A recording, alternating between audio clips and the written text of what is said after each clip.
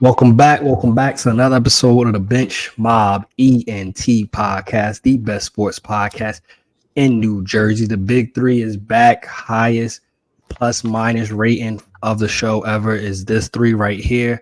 So we're gonna keep using the winning formula until fourth man pop back up. You know, a lot of personal things had to be handled. Chilling with John Morant and things of that nature. Joe Burrow, just chilling on the couch with them.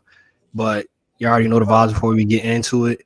Hit that subscribe button, share, like, comment, because we not trying to be here for just fun and ha ha ha ha. We trying to be here for a good time, but a long time also. So we're gonna need your support. Keep doing that. We thank you for those that's been supporting the Big Three. Miles, smooth operator, Greg, Mr. Hot Takes, debate your mother sends me. How y'all doing tonight? I'm better than Miles. I've been better. I'll say that. Now, for those that's wondering why he's better than Miles, we're gonna start off with this. This was not on the docket. On the docket today, we're gonna talk about the quarterbacks. Obviously, Caleb Williams is projected to be the number one pick, but who else regarding the quarterbacks are supposed to be picked? Where do we rank them? We're gonna do our predictions 1 through 10. The first 10 draft picks, we're gonna predict who we think will be picked up there. We're gonna do that all the way to the end of the draft. 1 through 10 tonight. We're not going to do every single round because that's too much. We ain't got time for that. But we're going to do the first round leading up to this. Then, of course, we got basketball. Jalen Brunson. Where does he rank with the Knicks all time? Then we, of course, close out with some games and stuff like that. But what Greg was alluding to was Kentucky, yet again, has lost way earlier than predicted, way earlier than expected. And the beautiful, most exciting time of the year for all sports, March Madness. Miles is a Kentucky fan, and if you didn't see it last week, he did put $30 on Kentucky to win it all. I'll let Miles or Greg take the floor on this Kentucky debacle. Oh, I mean, there's not much I can say, honestly. I mean, it's 2 times in the last 3 years they lost in the first round. The first one was to St. Peter's when they made that magical run, and now this one to Oakland is tough, But I don't know. I'm still like speechless because watching that game, I'm just like, okay, they're gonna come back at some point. They're gonna figure it out. And each turn, Oakland just somehow, behind that kid who hit like 10 threes and number 4, who's like a legacy at Oakland, they couldn't figure it out. And I don't know, this has kind of been a theme the last few years with Coach Cal's teams where I don't want to say they're not ready, but it's the one and done thing. You bring in freshmen each year, and their first tournament game, that's tough on anybody.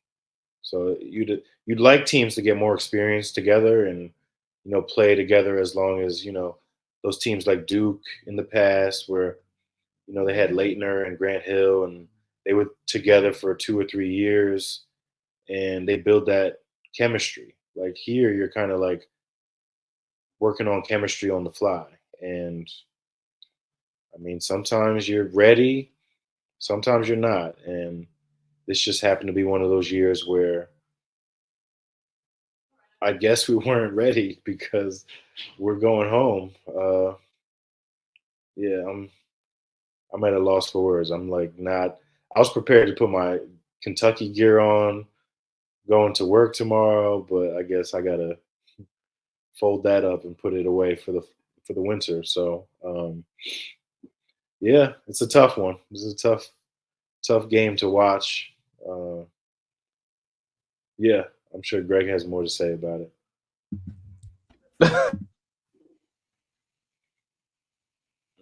You muted, bro. Oh yeah, I'm back now. I think with the Kentucky situation, I think it's very simple. I think that it's hard to play freshmen as much as they do.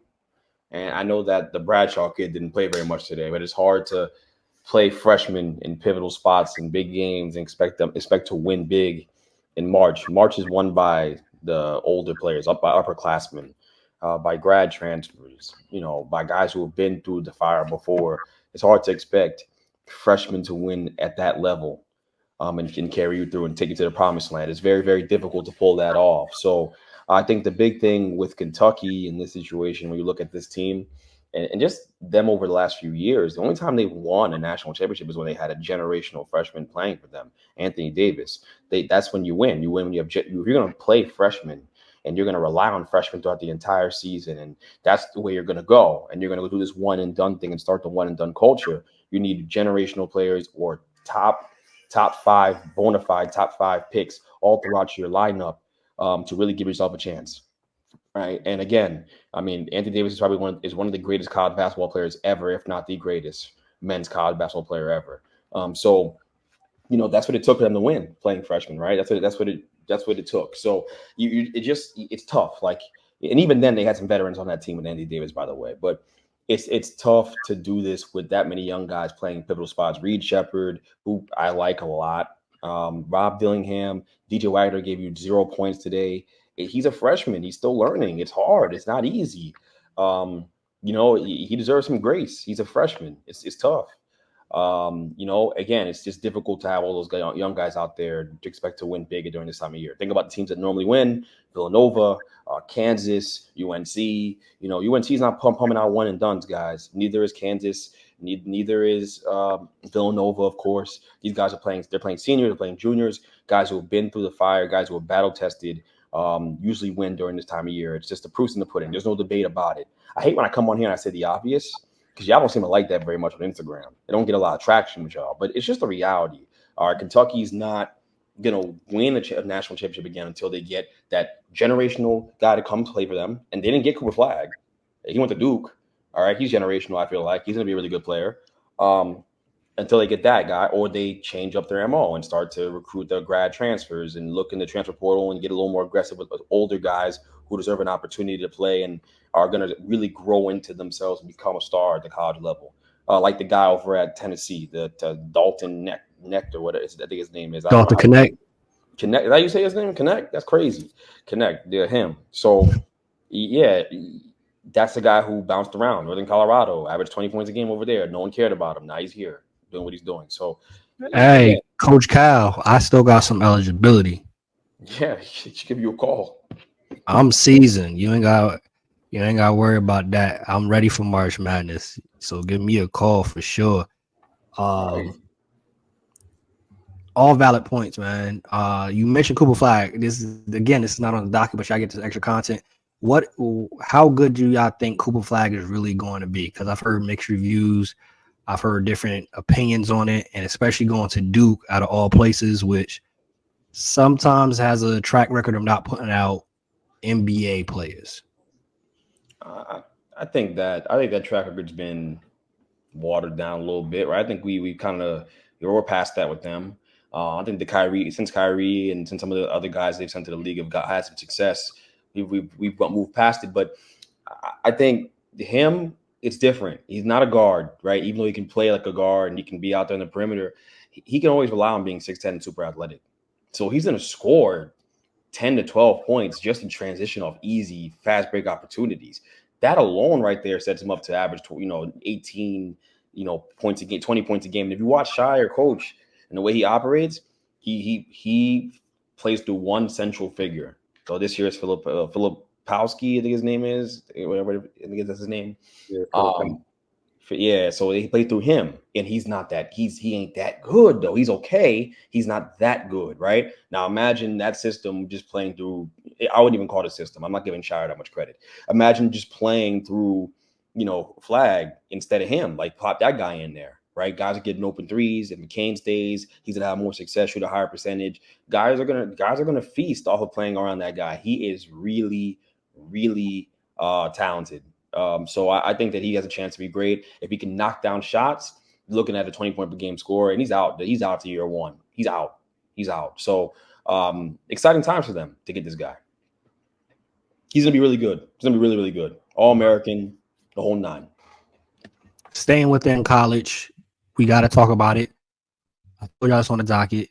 Caleb Williams, presumably, unless y'all see anything else different happening, is the number 1 overall pick, but we do have a bevy of quarterbacks that their stock is fluctuating throughout the draft process leading up to it. Drake May, Jayden Daniels, J.J. McCarthy, Bo Nix, Michael Penix Jr., Spencer Rattler's been getting some stock rising on his name also. You got the Jordan Travises of the world, Austin Reed. Who comes to your mind ranking-wise are the best quarterbacks available after Caleb Williams off the board?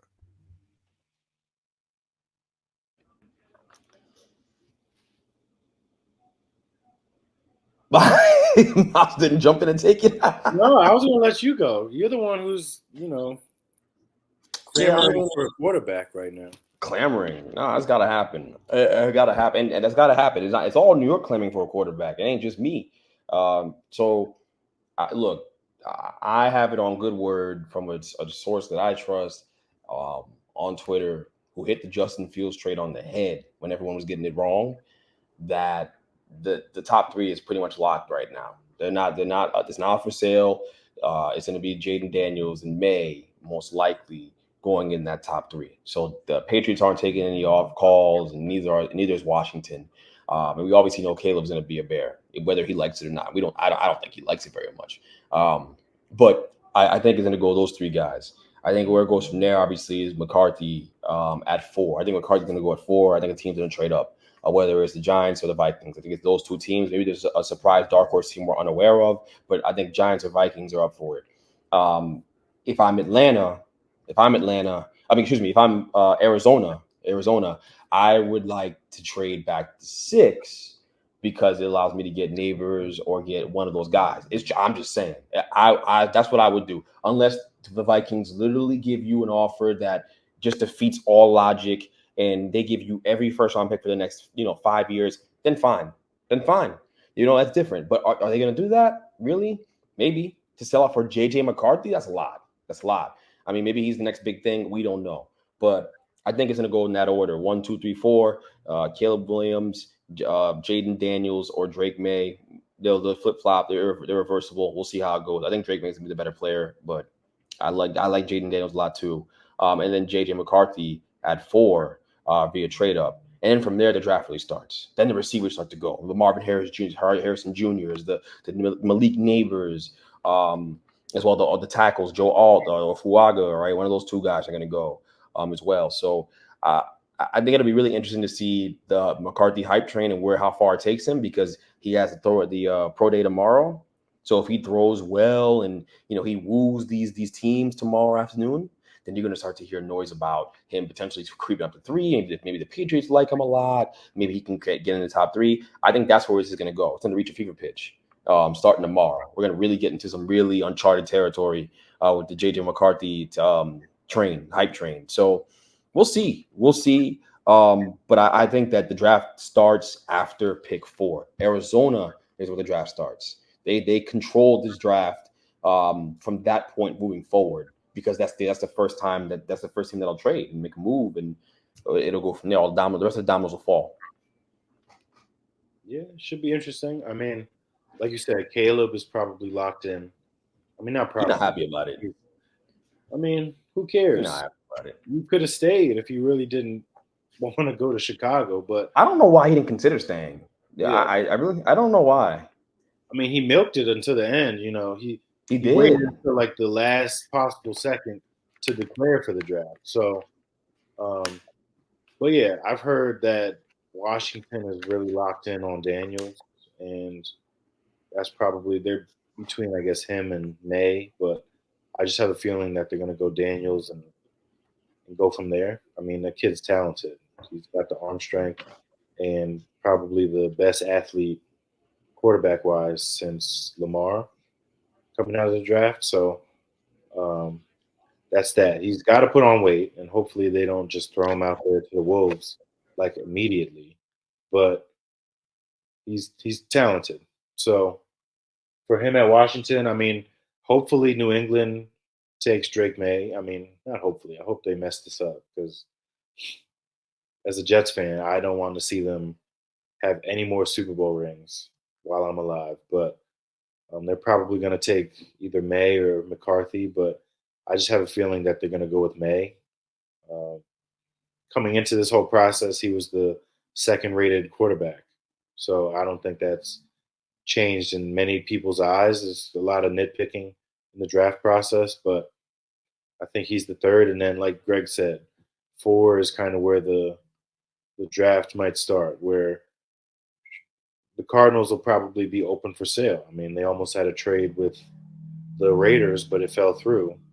Um, and who knows? The Vikings definitely traded for an extra first round pick for a reason. So I think that reason is to move up for a quarterback. Once they noticed, or once they saw that Kirk Cousins wasn't coming back, now you got to have a plan B, which now you got to get a quarterback that's going to be there for hopefully 10 years at least.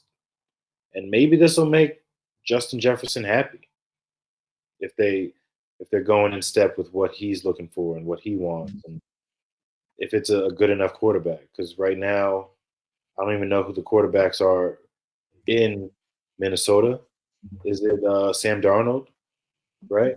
They signed Sam Darnold, and he'll be the starter this year, but it's a 1-year deal. So you got to think ahead. And I think they're going to try to make that move up to 4, knowing that the Giants are looking at a quarterback. And there's really only 4 first-round quarterbacks, if we're being frank, unless you take Penix towards the end of the first round. But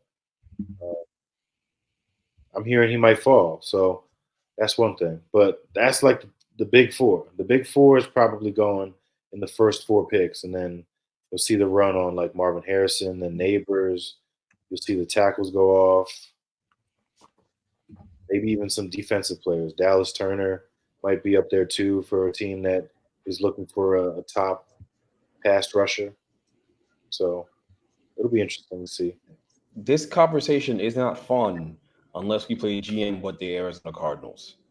That's where this conversation is fun. If you can't play, look, it comes down to this. What would you rather do with Kyler Murray and the Cardinals? They have a lot of holes to fill. We understand that, but you're going to get pieces one way or another. You're going to trade back, but how far? Because if you trade back to 6, you're going to get one of these blue chip wide receivers that everyone's raving about. Neighbors is it, and you're guaranteed one of Neighbors or Harrison Jr. And by the way, Neighbors is so good that there are Giants fans who have to deal with Daniel Jones being here and in quarterback hell. We're staring quarterback hell in the face, and they are okay with getting Neighbors because he's that good. He's that good.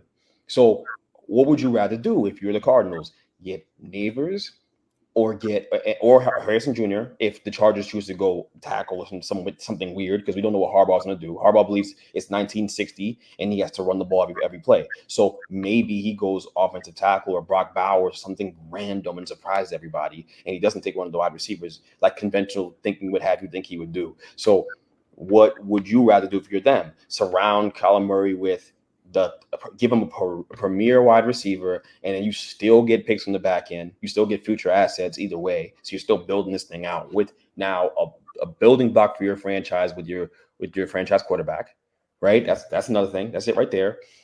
Or do you trade back and maybe the Vikings just blow you out the water with, if they do like, hey, we're going to trade you 5 first-round picks, you got to do it. Or 3 first-round picks, you got to do it. But I think it's really, really interesting because if I'm them, I'm giving him a guy who's going to make him better, a guy he can throw the ball up to, and you're completing the pass. Like you got a generational guy, a building block there for the next 10 to 15, however, 10, 12, 13 years alongside him. So that's what I would do, because DeAndre Hopkins is a short-term fix. You put a little Band-Aid over a dam, and the thing just bursted open. So now you have an opportunity to really patch that up, secure your wide receiver position, and you can build around 2 great players on offense, and your offense takes off next year because Kyle Murray's good enough to give him the ball when he's right and he's in his rhythms back and he stops playing Call of Duty as much. He'll figure it out. So I think they have a chance. I think they have something really special here. And if I were them, and I'm not just saying this, but it benefits me. I genuinely believe that trading back to 6 makes more sense than trading back to 11 and even 21, getting them both. Right? I genuinely believe that makes, you know what I'm saying? That's me. Who you gonna get? Xavier Legette? Who you gonna get? Who you gonna get at 11? See, 11. You're doing too much because he's not getting Odunze. You're not going into the first round. It's going to be, you could trade back to 11 and 21 and then pick up another first round next year. If you pick the Vikings offer, that's 3 first round picks that you're taking. Then that's 2 in the next 2 drafts. Okay, but who build talent on this team? Like you can Where's win your A with Kyler receiver? Murray, and I think that there's other receivers. Sure, you're not going to get Neighbors or Marvin Harrison. Sure, but Or Doomsday. Not him either. okay, you can get Brian Thomas. Brian Thomas is one of the more talented He's receivers. really, really good, but I think he's going to I go. think he's going to be a sleeper. There are rumors that he's going to go higher than people think because Okay, he ran I a don't think he goes 4.3 any at higher than 6'4". 11, though. He's not going to He go might. higher. Yeah, it's been to your point, man. It's already. I was reading today that they're predicting that this will probably be the most wide receivers taken in the first round. Bro, he's gonna go higher than 11. He ran 4.3 at 6'4". He's gonna go. I'm telling you, he's probably gonna go. Someone's gonna trade up for him. He's gonna go in like the top 10. He may not fall to 11. So now you're going to say there's going to be, let's count, 1, 2, 3, 4 quarterbacks and 4 receivers Wide going outs? top 10. Yes. I don't see it. I don't see it. That's why T. Higgins. Sure. That's why T. Higgins has no market. That's why T. Higgins has no market. That's why Brandon Ayuk has no market because these teams know they can get top tier wide receivers in the draft for nothing. Bro, when Brian Thomas ran that 4.3, I was like, it's a wrap. It's a wrap. He going top 10, bro. Hey, perfect. Let's start it there then. Let's start it there then, because already. So we are all agree on the first 3 picks. 4th pick, you're predicting, Greg, that they're gonna trade it back to the Giants. Giants gonna get McCarthy. Miles, what do you think happens at 4? I'm saying the Vikings trade up. Of course, because just to spite me. Just to spite spite me. This guy hates me, yo. What? How? So what are you going to offer? You're going to offer 6 and more first-round picks? I'll offer a 6 a chance to get a premier wide receiver. The value on that pick is higher than the value of 11. So yes, okay. Then I'll throw another first-round pick next year. I'll throw another first-round pick in next year. I'll throw a second rounder in of the year after that, and a 4th. I'll make it competitive. Joe Shane's gonna get aggressive now. Don't think he's gonna cheat him. What it's gonna take, because the Vikings have more to offer right now. That's fine, but what's the higher value? This is the biggest debate. What's the higher value? You get a chance to get Neighbors or Harrison. Harrison Jr. They say he touched by the hand of God now. That's what they said to me. So you gonna pass up on him? I don't know, yo. These guys are so good. You like, and by the way, not as good as wide receivers are nowadays. This is the best wide receiver draft class in a long time. We can all admit that. It's clear as day. Are you really going to pass up on the opportunity to put Kyler Murray, give him a weapon like that? Really? That's what you're going to do? You're going to trade back to 11? You might miss on Thomas Jr. too. You're going to take Adonai Mitchell, what's his name? Or who's a really fast guy? Worthy? Adonai Mitchell, that's Texas, and his teammate is the gadget guys. Faster guy. Gadget guys. Well, that's Hollywood Brown, man. Hollywood Brown? He just had Hollywood Brown. It didn't work out. He over in Kansas City. Come on, man. Don't be stupid. And Austin Ford, by the way, has a relationship with Joe Shane. Just saying. He's real connected with that Titans front office. Just saying. Hey, Greg. Yeah. Real quick, right? How many actual number 1 wide receivers you think is in this draft? Number 1s. Usually there's more than people think. Because like a guy like Lad McConkey, you might just, something about these white receivers, yo. They pop onto the scene. They're much better than we think they are. So there's usually more than what we think there are. I'm not saying you can't get one later in the draft, but I'm saying like bona fide superstar day 1, no struggles. I mean, in the first round, let's just do first round because the NFL draft. You're gonna find one in the 3rd and 4th round. So let's just do first because people gonna hold me to it because people love calling me an idiot on the internet. So let's do. Look, it's Neighbors, it's Harrison Jr., it's Odunze, and it's Brian Thomas Jr. Him too. I count 4 surefire. You cannot go wrong. Wide receiver 1s. Those are my guys that are going to be face of the franchise level players that are going to change your offense completely. Because going to shift coverage. You're going to have to double them. You're going that's what I think in terms of my guys. So if you don't get one of those 4 guys, it's a little bit. It's not that you're going to get a great receiver one way or another. They're still good players, but are you going to get a player of that caliber, a gold jacket level player? I don't know. That's my thing. I can't promise you that. I think those guys are locks. So Miles, you said Vikings move up. So if Vikings move up, they obviously drafting for quarterback. Who are they drafting at quarterback? They're going to draft whoever's left, pretty much. I mean, that's what they have to do. I'm sure they've. You think it's McCarthy? It's going to be McCarthy. I mean, I don't think May falls past 3. It would be crazy if he falls past 3. He If he might does, though. then the Giants have to offer 4 first-round picks to. And by the way, I'm okay with that. I would do it. I would offer 4 first rounders, and Giants fans would kill me. I would offer 4 first rounders for the opportunity to get my quarterback. I would absolutely do that. Or Jaden Daniels, by the way. I would sell the crib. I would mortgage my crib for either one of those guys. Tell you that right now. Daniel Jones. So at number 5, Chargers. What do they do? They go O-line? Do they go wide receiver?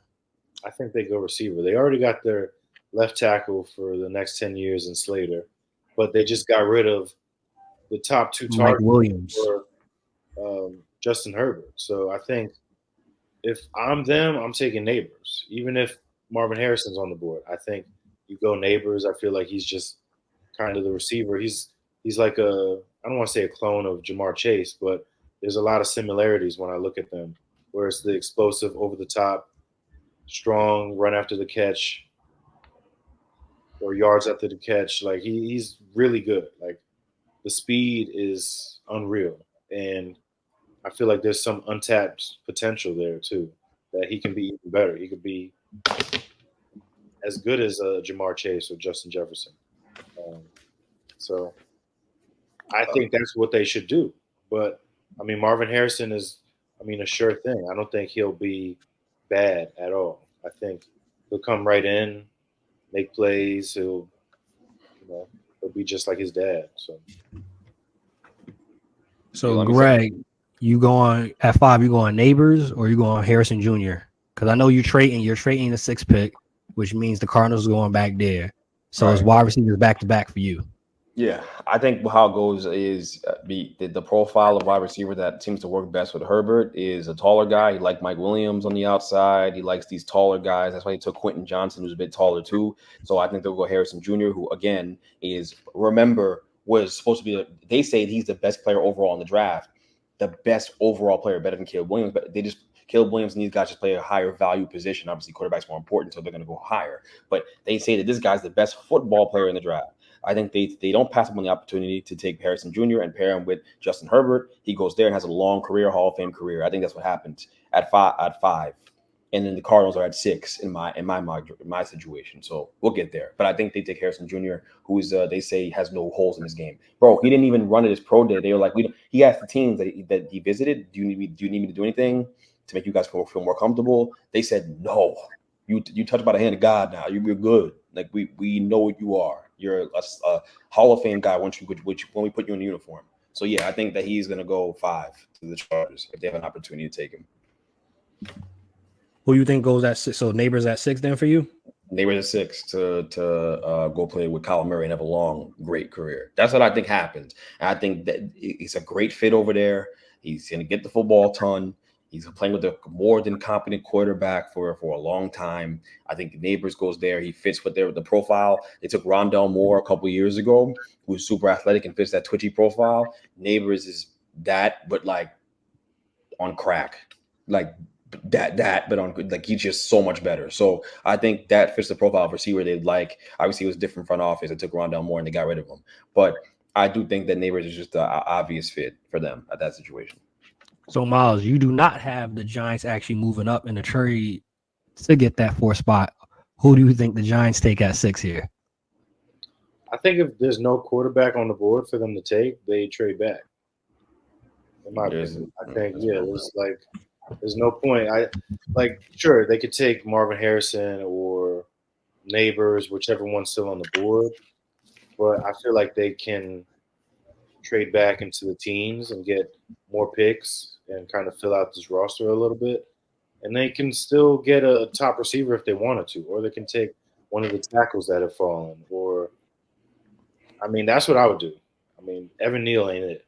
So tackle should definitely be one of the higher things on the board too, because you got your left tackle. And they've addressed that position though, just so you know. There's a right tackle in it. They have a starting right tackle on they got in front of free agency. Ooh, played pretty damn well. The Megamind guy. Yeah, he's got great film playing for the Raiders. So I think Evan Neal's days as right tackle is numbered. He won't even start the season as starting right tackle. I don't think he may not even get that opportunity. He might just be at the guard spot. then you trade back and get maybe like a Brian Thomas because I don't see him going top 10. Maybe top 15. Yeah, that's more believable. Maybe top 15. Yo, clip this. Brian Thomas going top 10, bro. Brian Thomas going He's top not 10. going Someone's top trade. 10. I'm Just saying watch. top 15. Top 15. He's going in that teens area. Not. You said maybe. Yeah, I'm changing my. It was bad wording. He's going top 15. He's that good, but it reminds me of like how people were sleeping on Justin Jefferson all those years ago. It's just kind of stupid, and you don't know what you got. Like he's going to be really good. Mm-hmm. Number 7, what we think happened with the Titans? Odunze probably. I think they just keep going. Receiver. Yeah, they keep going. Like they already have D-Hop, who they just signed.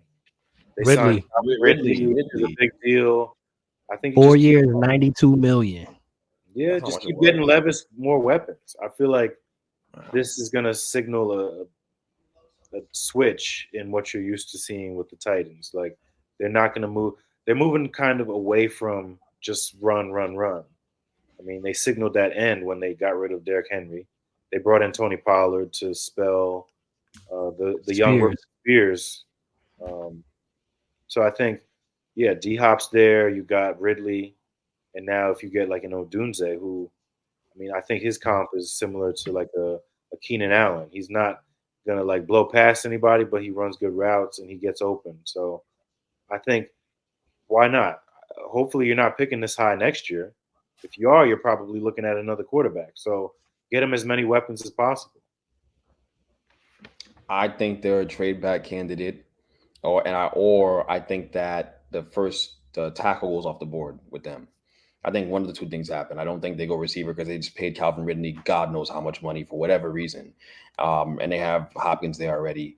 I think they're going to go take this opportunity to try to fortify their offensive line, or they trade back. But the first offensive line I'm in off the board is Alt, so I'll say Joe Alt in this case to them. Now at number 8, the Atlanta Falcons. I think they go defense, edge, or they go DB. But what y'all think? I could see Dallas. I could see Dallas Turner going here. I mean, they don't need any more. I guess they could go weapons if they really wanted to get Kirk more weapons. But if that's the case, then you trade back because I don't think it's worth taking that high. Or you go tackle. I mean, you need to keep this guy upright. He's coming off an Achilles injury. Just signed a 4-year deal that's going to keep him in Atlanta for the next 4 years. Until he's 40. So you need him protected as much as possible. He's not mobile. He's not a runner. So that might be the smartest thing. If Alt is there or Fashanu, Fuaga, you got to take one of those guys. Another trade back candidate. I think that, again, if my Brian Thomas thing's going to come to fruition, someone's trading up to get him. And there was that rumor about the Jets from Daniel Jeremiah saying that they could trade up and go get Marvin Harrison because they freed themselves up with the moves they made. I don't know if it's the Jets, but someone's going to trade up into that top 10 and get Brian Thomas Jr.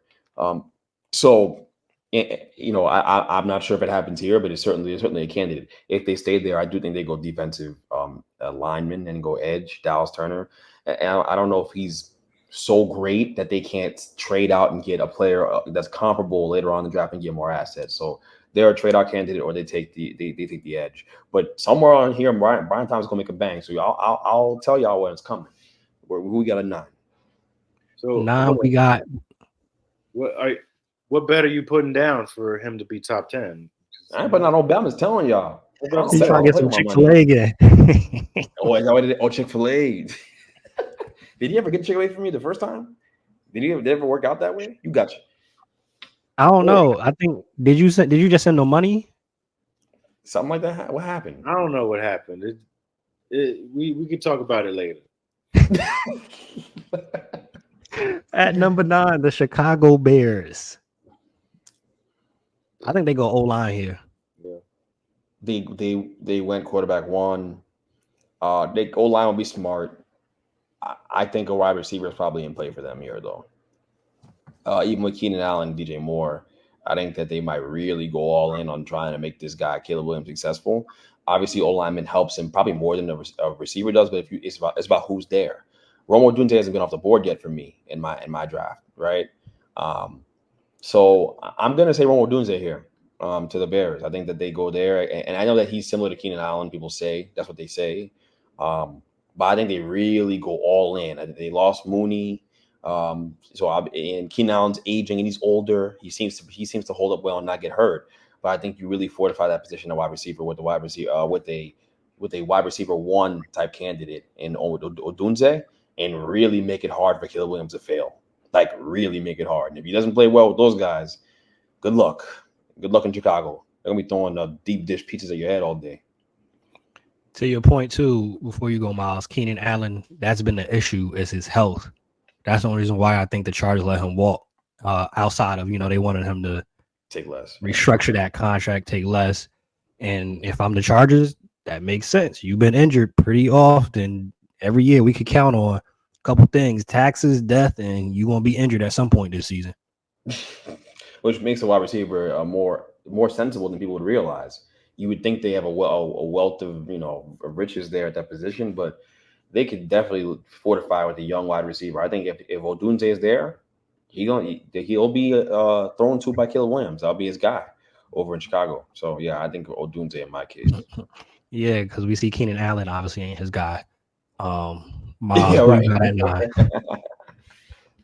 I'm probably going to go with O-line here. I think you got to do as much as you can. They've already done enough. I mean, Keenan Allen, you still have DJ Moore, who's another threat over the top, yards after catch guy. And this is a deep receiver draft. There's no reason they need to use unless you're taking a Neighbors who's fallen or Harrison who's fallen. I'm not using number 9 on Odunze. I feel like I would go receiver in the second round or something. You've got Lad McConkey, you've got Roman Wilson from Michigan, you've got Leggett, you've got Troy something from Oregon. His name is escaping. Franklin. Yeah, Troy Franklin from Oregon. You could take him in the second round. You could even wait and trade back into the back half of the first round if you want to, and take the kid from Texas, the speed demon, and really set things off. But I think they've got a lot of different ways they can attack the draft. I think Chicago could be pretty good pretty soon. But I just don't think they need to use a top 10 pick on a receiver who's not named Neighbors or Marvin Harrison Jr.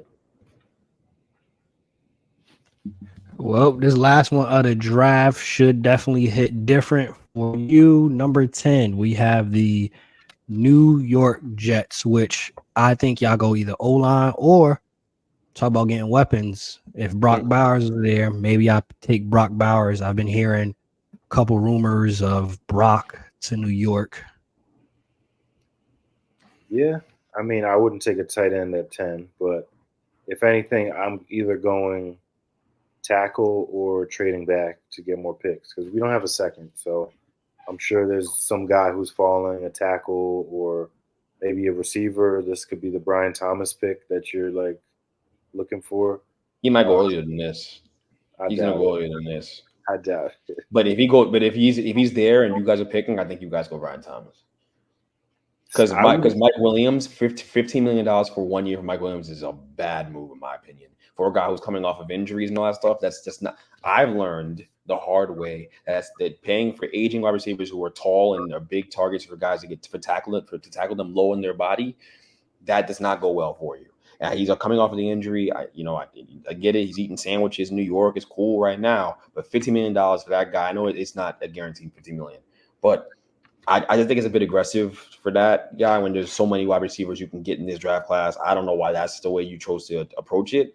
It must free them up for another move that they feel like they can make. But this team's aggressive right now. They have to be with Aaron Rodgers being there. You don't know whether Aaron Rodgers is going to go be vice president one day or he's not. I know he bailed out. You don't know what he's going to do. You don't know if he's going to come back and play next year. So you have to try to go all in now. I think an all in move is getting a guy like Brian Thomas Jr., who I think either goes here or goes earlier. But since I haven't made enough definitive statement, I'll say he goes here. Although I do think it's going to be a splash trade. Wait, did you take him in your mock? He did. He's not taken yet. I didn't. I said I never took him. I just said that I think he can get traded up for at the 8th spot or higher with Atlanta, wherever they are. But I think he's going to go here. I'll say here, even though I think he's probably going to be a bit higher. All right, we'll see.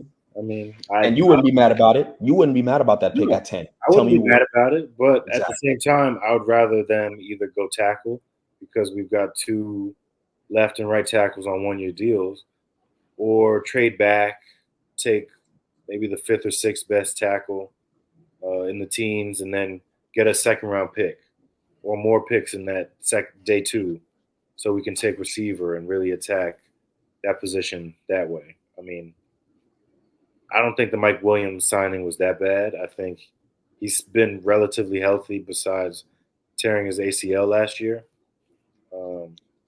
And he's that deep 50-50 ball guy that you want. Like, you throw it up to him, he's going to go get it. And that's what you want. You already got Garrett Wilson. He's probably going to play more slot this year. So maybe you're right. Maybe they go. I mean, I'm hoping Odunze were to slide here, and I would take him with this pick more so than Bowers, because I just don't. I can't justify taking a tight end in the top 10 unless you're like Vernon Davis or Gronk or something like that. So, hey, we talking about rankings. We just did our top 10. We're gonna go through 11 through 20 next week. Make sure you check it out, so you can see what we do for 11 through 20, and we're gonna keep it updated. If anybody was talking about trades, people trading back down in the teens, we're gonna keep it updated. Let's show for y'all know who we predicting. If we right, we right. We wrong, we wrong. This is not an exact science when they talk about NFL draft. Stuff happens literally 5-10 minutes before a pick that we obviously can't predict, but we're predicting what we think should happen. What's the best fit? Speaking of top 10 rankings, though, Jalen Brunson, since being a New York Knick, 25.8 PPG so far in the 2 seasons, 6 assists. He's shooting around 48% from the field, 40 from the 3, 85, 86 from the free throw line. 7 40-point games this season. Where does Jalen Brunson rank all time on the Knicks franchise history?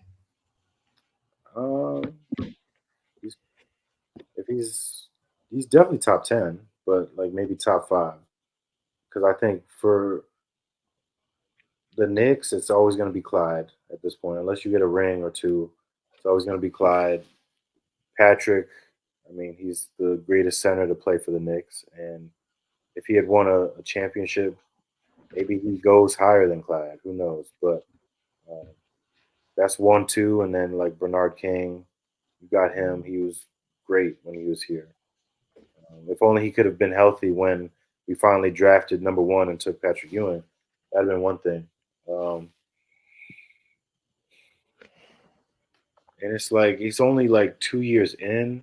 He's been incredible though, so I don't feel that bad about putting him at 4 or 5, because it's like you go down the list and I can't really think of like who, Dave DeBusschere or Bill Bradley. I mean, those guys had their numbers retired. And Earl the Pearl, maybe Willis Reed. Yeah. So yeah, Jalen. Yeah, you're naming some more names. Willis Reed too. So maybe outside the top 10 for me. I mean, outside the top 5. Jesus, it's been a long day with Kentucky, but yeah, outside the top 5 for now. I think he could change that narrative if he wins a championship in New York. If he's able to lead us to the promised land, which I think he can. Even if we have this set team, I think we can win a chip with these guys with health being on our side. So, real quick before Greg shares, because I know me and Greg we are not Knicks fans by any stretch of the imagination, but we are Jalen Brunson fans, love his game. Jalen Brunson's tenure or Melo's tenure? Oh, Jalen Brunson's tenure, in my opinion. Sorry. I'll let Miles go as a Knicks fan because it probably hits different for him, but that's okay. No, I mean, it's been fun watching Jalen Brunson these last couple of years, but Melo he chose to come here, and it was at a time when we were like kind of middle of the pack, and at the peak, we were number 2. It was a great time. Knicks tape was a great time to be a fan at that point. I wish it could have been a lot longer, but um, stuff fell apart. Amari Stoudemire was injured once. It's crazy how stuff happens for the Knicks, but um, I feel like because it's the present day, the Jalen Brunson show is a lot more fun right now to watch, and this team just competes hard. Like I'm not saying that 2012, 2013 team didn't compete, but it just feels different because these are guys who are kind of like it feels like overlooked, like a bunch of guys on this team that are overlooked, overlooked, traded between like 2 or 3 teams. Uh, Randall kind of overlooked, bounced between the Lakers to the Pelicans, and then revived his career here. And then Brunson, kind of like taken for granted with Dallas, where they didn't know what they had, even though kind of gave you the blueprint in the playoffs against Utah, what he could do, and they still let him walk for pennies on the dollar. What his contract's looking like, so that's why I appreciate this era of Knicks basketball because it's a lot of guys who want to be here. Like, not many guys want to take the challenge. I know Kyrie and KD were too chicken to take the challenge, but um, you got guys like Jalen Brunson who's turned himself into a superstar here. I I love that for this team, and so yeah, I'll go with Jalen Brunson. I think it's safe to say that y'all dodged a bullet with the Kyrie KD thing. Oh yeah, I'd hate to be the team that took him on.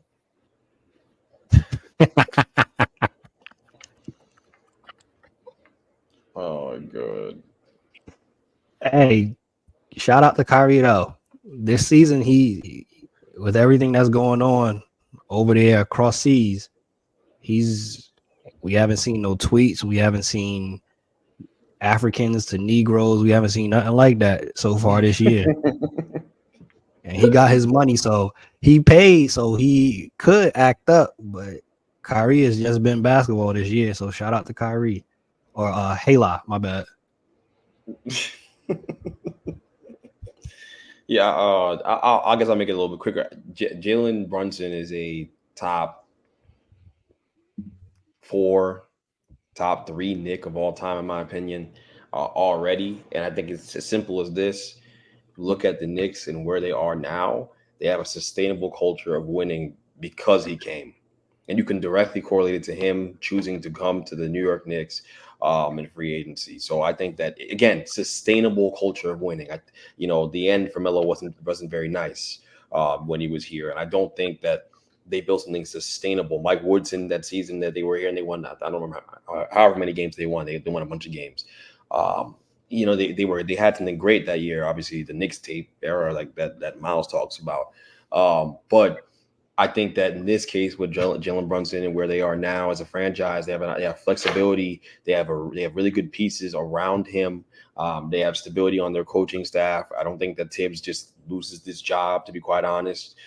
They got guys that fit what he wants to do, playing alongside Jalen Brunson. And again, Jalen Brunson has the right temperament to play in New York City. Not that Melo didn't. This is not a comparison of them, not yet, anyways. But he has the right temperament to play in New York City. He's the perfect leader for New York. He's a perfect New York City athlete. Kind of reminds you of Derek Jeter in some ways, where it's like the way, or Eli, where it's just this quiet humility he kind of walks around with, and it's easy for the city to wrap their arms around him and embrace him. And then he's a hell of a basketball player out there. I mean, he's amazing. So I think again, I don't look at him as a one-and championship team at this point in his career. I don't see it that way. And I love him. I love his game, but I do think he is a solidified number 2, and that's an accomplishment. And then again, to pull this team from the bottom of the barrel where they were, where fans were rooting for Dolan to get rid of the team and putting paper bags over their heads and all this nonsense, and Dolan's throwing dudes out the game because they dare to ask him to sell the team from the crowd. We've come a long way from that, and this guy coming here and the Garden is jumping every single night.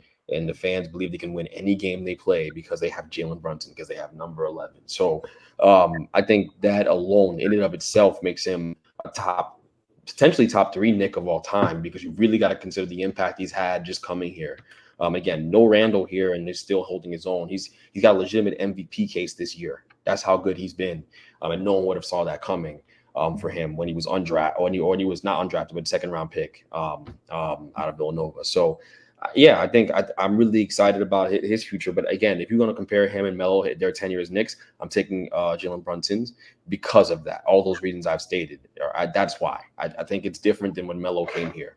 I think Melo was the first. I don't want to, y'all be saying pause at everything, these kids, but he was the first taste of like a big superstar player outside of Mari coming here. You know what I mean?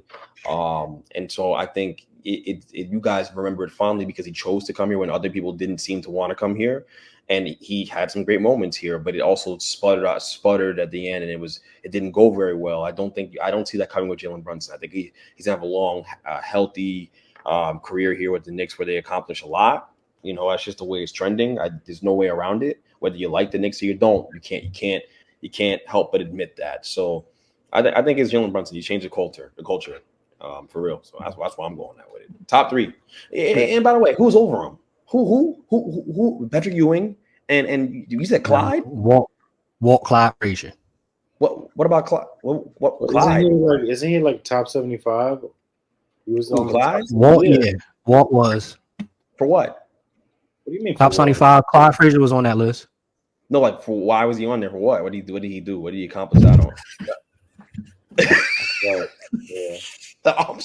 I'm so dead. I mean, I know you won the championship, right? He was good. Yeah, just look at what he did in the finals in Game 7. Just look at that. Oh, he had so he won championship in New York, and that gives that's fair. That's fair. I'll give it to him. So he's over. He's over Brunson. You won a championship. When you win a championship in New York, trust me, I can relate. I've seen it. I know. I understand what that's like to have to root for some. I mean, he wasn't a role player. You're making it sound like he was Raymond Felton one time I got so his stat line, right?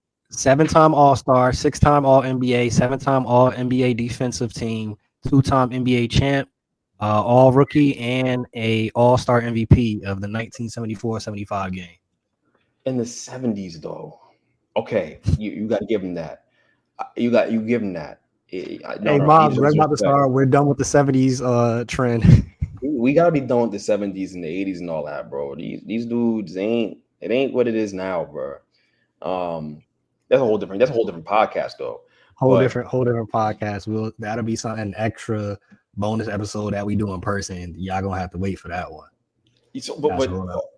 So then Jalen Brunson being behind Walt at number 3, being 3, right? Whatever order you want to do. Is that fair? I think that's fair, right?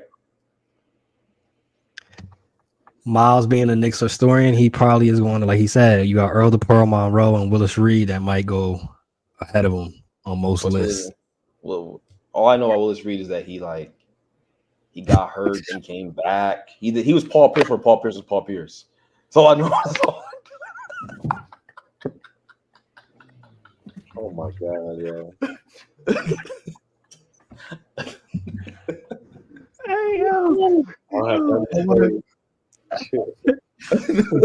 Before we transition to the last topic, man, you mentioned MVP. I wanted to ask y'all which we're going to, what is it, about 13 games left? So maybe by next week or the week after that, we're going to do our episode of all NBA selections, who we has as MVP, the awards, all that good stuff. That'll be a whole show by itself. But do y'all have Jalen Brunson making an all NBA team this year? And by the way, for the all NBA teams, it is positionless this year. So it's not 2 guard spots, 3 front court. It's positionless. Granted, most voters I've heard so far, like Bill Simmons, Vince Goodwill, they've all mentioned that they still want to do the traditional voting way, but it's positionless this year. Does JB make an all NBA team this year? Yeah. I mean, it would be a crime if he doesn't. I mean, one, because of the new rule, you've got guys who aren't going to make it. So if he doesn't make it with guys missing out, like Donovan Mitchell and Halliburton, yeah. I mean, Halliburton's kind of tailed off a little bit, but I still think I would have picked Jalen Brunson All NBA over him, even if he played enough games. So at least he got to be second team. At least. I mean, I totally agree. he's averaging like 28. We're in a position where we can get to the 3. Even we're like 2 games behind the 2 in the East. So like, yeah, we don't have that many games left. But if he's able to get us into that top 3, close to that top 2, I mean, there's no way you can't. Especially with, like you mentioned before, all the injuries we've dealt with, and he still led us to this point. Like, we could win 50 games this year without our whole team playing together for that long. So, All right, we're going to go ahead because you muted right now. Oh, I don't know how that happened. That's great. One thing I gotta say before we move on, and I totally agree with Miles. Miles can just have that's a fact. That's 100% fact. He's making an All NBA team. He deserves it. The most underrated player in the NBA right now that no one talks about at this very moment, the most underrated player in the NBA, in my opinion, is Michael Porter Jr. And I know what I've said about him in the past. I know what I've said. He doesn't pass. He doesn't pass. But he doesn't miss shots. He's right now. He's not missing. He's not missing shots. He's 6'10", mobile. He doesn't. He makes all the big shots. Like in the Timberwolves game where they played the Nuggets, right down the stretch of that game. The reason why they won is because of Michael Porter Jr. He did the same thing against the Lakers a couple weeks before that. He's been on a tear. He's been on an absolute tear shooting the basketball. And I'm not sure I know part of it is because Jokic makes his life easier and he gets to step into shots that are relatively uncontested, but he makes the contested ones too. And he can take the shot from anywhere. You can't block it. He's so tall and shoots at such a high release point. He is really, really, really good. And I just wonder with him, like I would never say, hey, Michael Porter Jr. is my best player on my team. Let's roll the ball out and we're going to go to the playoffs on his back. I'm not saying that. He don't pass. But I do wonder what it would look like if he had a bit more responsibility offensively on the team because he really can score. Like he can really score at a high level. I think he's probably the most, 0 assists. Yes, he don't pass. He don't pass the ball. We know he don't pass it. But he really, really is an incredible scorer. I think we don't talk about it enough because he plays with Jokic and Murray and all that stuff. So he gets kind of swept under the rug. We talk about Aaron Gordon on that team more than him. But that dude really can score. And I just wanted to point that out. I've been thinking it. I just want to put it out there for the podcast. I think he's the most underrated basketball player in the NBA right now at this second. It's going to piss people off as a clip, but I think it's true if you're watching the team. I think that there's validity to that. You can mention him. You can mention Aaron Gordon and anybody that outside of Nikola Jokic because it's another year. Nikola's probably going to win MVP, safe to say, unless something crazy happens at the end of the year, which I don't see anybody having a crazy 2 weeks that would erase everything that Nikola has done up to this point. But it's another year. It's Nikola and the Jokettes. Jamal Murray's been up and down at different points this season. Michael Porter Jr., he's coming on now.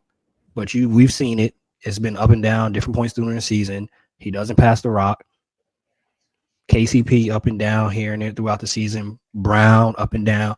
It's the Nikola show, and everybody else is playing the bongos with the Jackson 5. Nikola is MJ. He's Michael Jackson, and he's playing with Tito and the rest of the crew. Michael Porter Jr., that's what makes it. He's an X factor most nights. He has a night like that against the Timberwolves. Denver is getting another championship.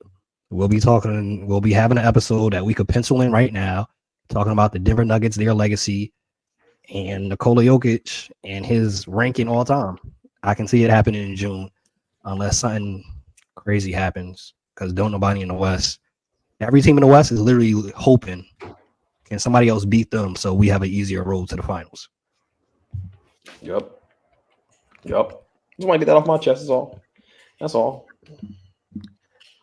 Ain't mad at it. So for those that might have been under a rock, this did happen recently this week.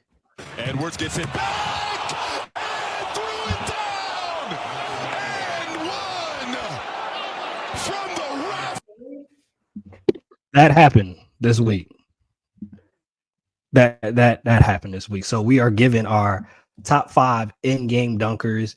Anthony Edwards dunked so hard he dislocated a finger and left John Collins concussed. So inspired this conversation. Rapid fire, top 5 in-game dunkers. Miles started off. I go Vince Carter, Dominique. This is not in order. Dominique Wilkins, Michael Jordan, Blake Griffin.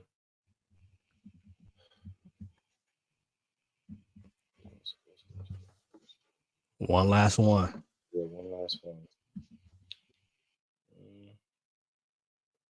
I feel like LeBron James is underrated, so I'll go with LeBron. All right, so my list, I'm going no order, same like you, no order. I just 5. Vince Carter obviously has to be on that list without a doubt. Vince Carter, MJ, I'm gonna put on that list. Also, give me Gerald Green. I think Gerald Green was very underrated in game dunking.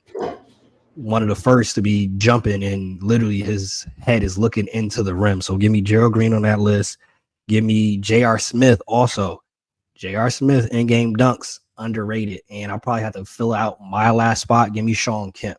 The Rain Man, big man, dunking like that, super athletic. That was before Blake, it was Sean Kemp.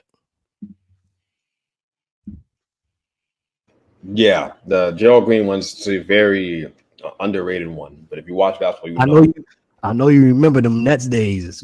Those oh my Lord. Those are days I wouldn't want to remember though. But Vince Carter at 1. I think Gerald Green is up there. I really, really do.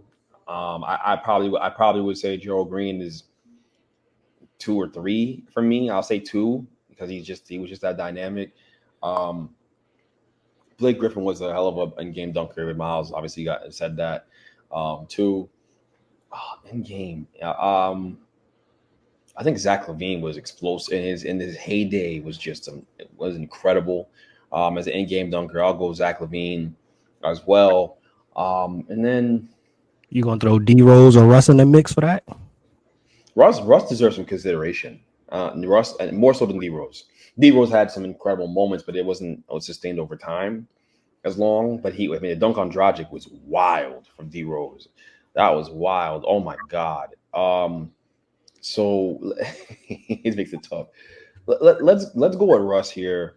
I just think the sheer volume of the amount of times he dunked as a smaller guard in the NBA, even though 6'4" is not small, but small by NBA standards, it was pretty incredible. And then also like some of the dunks he had were just ridiculous. You can roll clips all day of him just dunking on people and yelling at people with his. I was putting no Shaq in the chat, but yeah, man, I'm no Shaq. That's ridiculous. But yeah, I'll go with Russ in that conversation. You could make a case Anthony Edwards is already in the conversation because of just the quality of dunks he's had. I almost put him in there at 5, because he's just been that. He's creeping up there, man. Like yeah, it was just 2 weeks ago. They was asking him, was that your best dunk in your career? I forgot who he dunked on. And the dunk before that, they were talking about the dunk where he had over Yuta Watanabe. In the same year, they asked him again, yo, is this your best dunk? Yeah, that little ad saying it on making the people uncomfortable. And honest, he probably gonna have another one before the end of the year. Or it's gonna be even crazier. He's gonna have it in the playoffs, which is the bigger stage, bigger moment, which is why you mentioned people like Vince Carter. Playoffs, regular season, Olympics. Vince Carter's number 1. When he went back to go visit North Carolina, it was a movie. New Jersey. I got a video coming out later this week.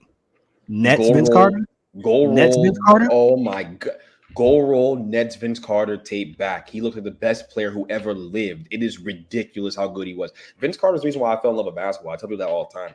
People assume it's LeBron James. It's not. I went to go see Vince Carter at the Izod Center with my dad, and I never looked back from then. He was the most influential basketball player that I've ever watched play in my entire life, just on me personally. He was, and it wasn't just the dunks, it was the threes, it was the mid-range, it was he had everything. with the With Nets, Jason he Kidd. had Whew. what was it like 20? They said something crazy like 20, 25 game winners that Nets tenure for that Yup. whole time that he was there. Like Oh, it was so a much fun. crazy streak that he was having there. I wish they would have actually went deeper, especially with that J Kidd combo and Yeah. Richard Jefferson that year that they had. But like I said, we definitely will talk about Vince in New Jersey. I think that you correct me if I'm wrong. I think that's the best Vince Carter tenure. Was I give the Nets one over Toronto? Yes, I think it's easier than Nets. If you know Vince Carter's career for real and you watch basketball as you know as a student of the game, Vince Carter was easily the best he'd ever been with the Nets. That was his prime. And I think he would tell you that. I think he would admit it. And that was the best version of himself he'd ever been. I said Ja. Miles mentioned Ja. Yes, we know Ja Morant. He shoots up real quick. No pun intended. A lot of bounce. So Ja's definitely. I'll put Ja probably in the top 10, but he ain't making the top 5 as of yet. He got a lot of. He'd be top 5 for the best missed dunks because some of those dunks, if they went down, Lord Jesus, a lot of careers be done. Ending off with a couple of quick ones. Would you rather? This should be interesting. See if anybody catch on to it. Would you rather 40,000 points or 6-0 in the NBA Finals? Oh, 40,000 points. What are the points? yeah, he's hilarious. I'm going 40K. What you mean? They didn't go over my head. I'm going 40K, man. 40K is 40,000 points in a career in the NBA is it immortalizes you, just like 6 championships immortalizes you. By the way, it does. Six does, but Robert Horry has 6, and we don't seem to care about him. So I'd much rather have 40,000 points. If Robert Horry had 40,000 points, we would be talking about him forever. But Robert Horry got 6 championships, and ain't nobody talk about him. Bill Russell got 11. What is 11 championships? Is it 11 of them things. We ain't talk about him until he checked out. So Yeah. I'm just saying. I'm just saying. Yeah, most times we brought Bill Russell up when he was courtside at the games. That was the most, or Black History Month. We would bring him up often for all that he did off the court. Checked out is crazy. Yeah, I would do the 40,000 points too. All right, last one. We gonna end off another great episode. Make sure I hit the subscribe button, share this, like this, comment, all that good stuff. Would you rather be which of these bottom feeder teams? The 12-57 Pistons or the 19-50 Blazers? Which of those two teams would you rather be? Jesus, 2 terrible places to be. I like Pistons, especially since All-Star break. It hasn't translated into a bunch of wins, but they're figuring something out over there with that young nucleus with Cade and Duran and Ivy. I like it over the Blazers. It's kind of Simons and Aiton's come on as of late, but we know dominating. We'll see if he's awake next year. And then Scoot has kind of been not that great this year. So, yeah, I think I'd lean towards Detroit. Like, they've got talent, like you said. Cade, Ivy, they've got Asar, who's going to be a really good piece to Duran. Or Doran, I mean, he's a double-double machine. So they've got talent. They just got to figure out how to win. So they might have to bring in another or a star at some point. The 2 options were Detroit, and then what was the other one? Blazers.